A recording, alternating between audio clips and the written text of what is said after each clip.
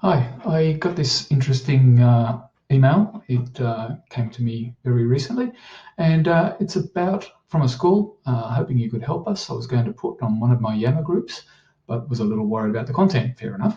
We have become aware of two Year 5 boys downloading R-rated movies at school, including Game of Thrones and Deadpool, through Google Drive sharing. This is done by typing the name of the movie and then putting Google Drive at the end, e.g. Game of Thrones Google Drive.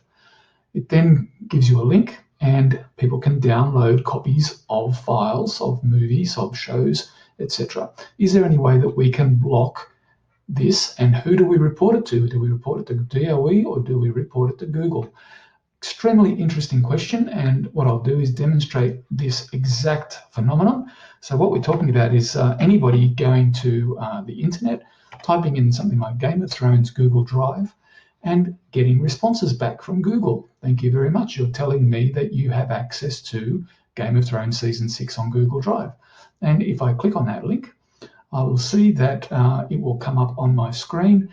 And what this actually is a user on Google called Virtue Films has gone and uploaded MP4 versions of Season 6, Episode 10, 9, 8, 7, 6, bloody blah, all the way through, of Game of Thrones. This is copyright infringement. This is piracy of intellectual property.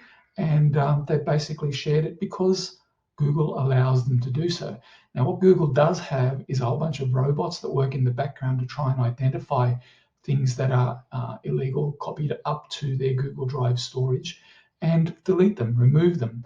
But in this particular case, it's slipped through somehow, and it's been up there since 2016, 4 years that these files have been sitting there and downloaded probably countless times. How do we stop it? Well, the Department of Education has got filters in place, but if we put a filter into blockdrive.google.com, it's going to block Google Drive for everybody, and we simply can't have that. So it's a whitelisted site. We've got no control over what individuals post into their Google Drives. It really is a matter of people using the internet appropriately, making sure that they follow the law, that they only share what is supposed to be shared.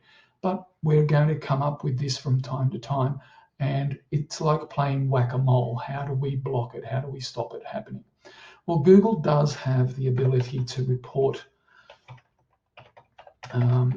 inappropriate content.